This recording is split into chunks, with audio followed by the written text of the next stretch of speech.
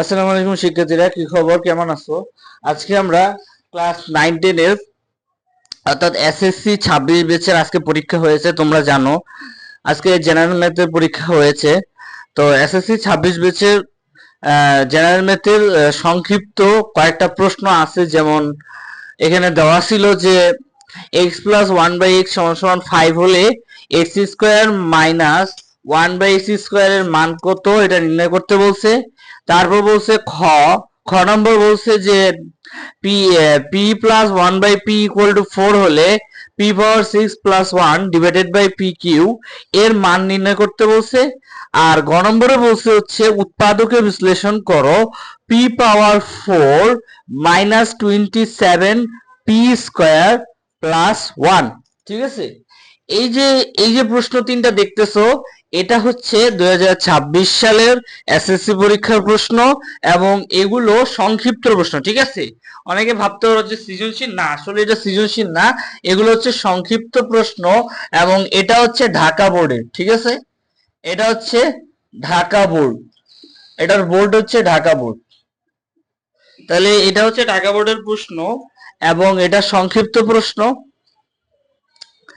তো চলো দেখি, আর এটার সেটটা সম্ভবত সাহারা সেট এটার সেটটা। তো এখন চলো আমরা দেখি এখানে আমরা কিভাবে সলভ করি।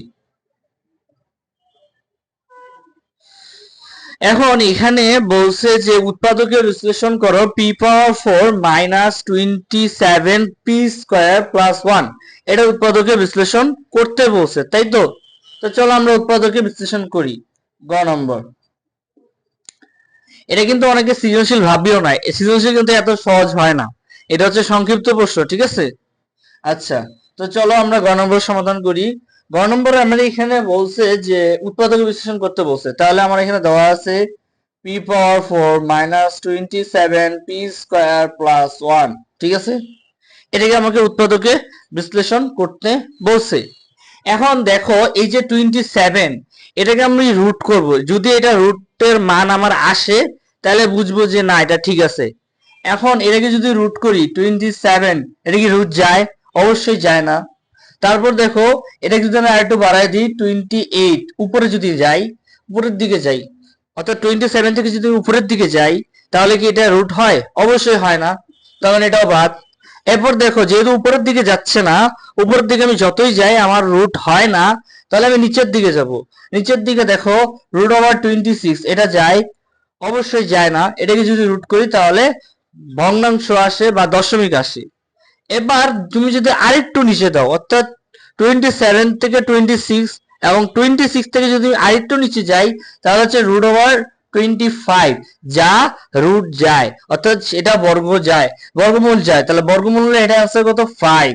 ঠিক আছে, তাহলে মানে এটা বর্গমূল যায়। তাহলে আমাকে এখানে যে কাজটা করতে হবে, এই যে 27টা, এটাকে ভেঙে 25-এ আনতে হবে।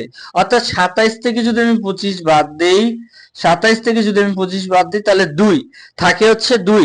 আমাকে এই 27টাকে 25-এ আনতে হবে এবং আমাকে এভাবে ভাঙতে হবে, 27 রাখা যাবে না। তাহলে এখন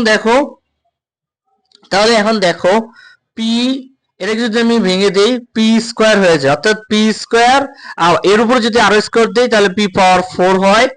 এবং দেখো যেহেতু আমি 27কে ভাঙবো 25-এ আনবো, তার মানে আমাকে 25 আর 2 এর যদি যোগ করি তাহলেই তো আমার 27 আসে। তাহলে এখন আমি কি 2 P square minus 2 P square minus 25 P square plus 1। ঠিক আছে, এতটুকু আশা করি বুঝতে পারছো। কি করছি, যেহেতু আমার 27 রুট যায় না, তাহলে আমি দেখছি আমার কোন ভ্যালুটার রুট যায়। আমার 25 হচ্ছে রুট যায়, তাহলে আমি এটাকে রুট করছি এবং এই যে 27টা, এটাকে আমি 25-এ আনছি যাতে করে আমার বর্গমূল করা যায়। ঠিক আছে, তাহলে এখন দেখো 25-এ যদি আনি আমাকে 2 কমাতে হবে, মানে এখানে 2 বাড়াতে হবে। তাহলে যদি আমি 25-এর সাথে 2 যোগ করি তাহলে তো আমি 27 পাবো। তা আমি ওটাই করছি যে এখানে 2 আর 25-এ ভাগ করছি, 27টাকে ভাঙছি আর কি, বিভক্ত করছি। এবার দেখো পি স্কোয়ার আছে না, এবার এই যে 25, এই 25টা এখানে বাড়তি আছে না, এখানে তো সব ছোট মান, তাহলে আমি বড় মানটাকে আলাদা করে দেব। তার মানে আমি এখানে রাখবো পি স্কোয়ার এরপর আমি যদি 2p² এটাকে যদি আমি সূত্রের নিয়মে ভাঙি, আমার একটা সূত্র আছে না যে a minus b whole square সমান সমান a square minus 2ab plus b square, এটা একটা আমার একটা সূত্র আছে, তাই তো?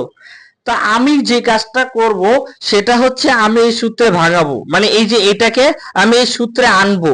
তাহলে দেখো 2 ইন্টু পি, এ এ এ হচ্ছে পি ইন্টু এই যে আমার এই যে 1, এই যে 1, তাহলে ইন্টু 1 প্লাস 1 স্কয়ার, এই যে 1 স্কয়ার, তারপর হচ্ছে কি মাইনাস এই যে 25 আছে না, এটাকে আমি যে ওই যে ভাঙবো, তাহলে হচ্ছে 5p whole square, 5p whole square, ঠিক আছে?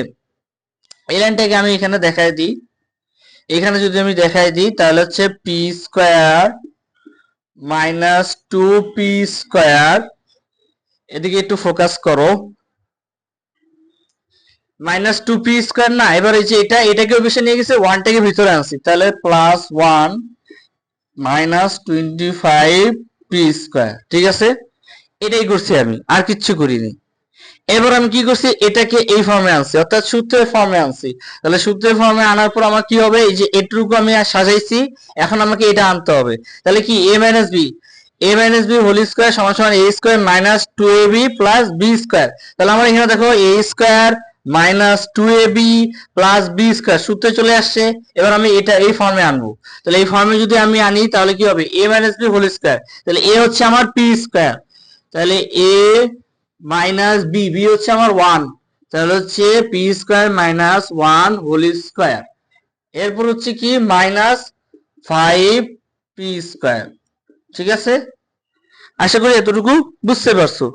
এবার দেখো এই যে এখানে আবার আরেকটা সূত্র যায়, সেটা হচ্ছে কি, সেটা হচ্ছে a² মাইনাস b² সমান সমান a plus b into a minus b. এটা হচ্ছে আমার দুইটা সূত্র, এটা হচ্ছে আমার দুইটা সূত্র। আশা করি এতটুকু বুঝতে পারছো।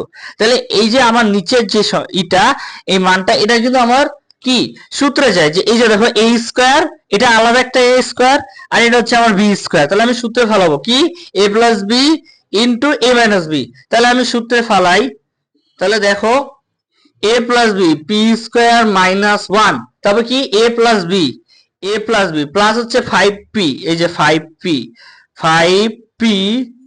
ইনটু, এবার দেখো a মাইনাস বি, এ হচ্ছে কি p² মাইনাস 1, এই যে p² মাইনাস 1, এরপর হচ্ছে কি মাইনাস বি, বি হচ্ছে কোনটা 5p, এই যে 5p, এই হচ্ছে আমার অ্যান্সার, এটাই হচ্ছে আমার অ্যান্সার।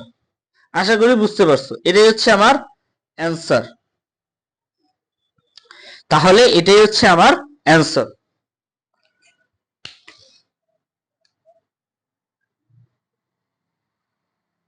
তাহলে এটাই হচ্ছে আমার উৎপাদকে বিশ্লেষণের উত্তর।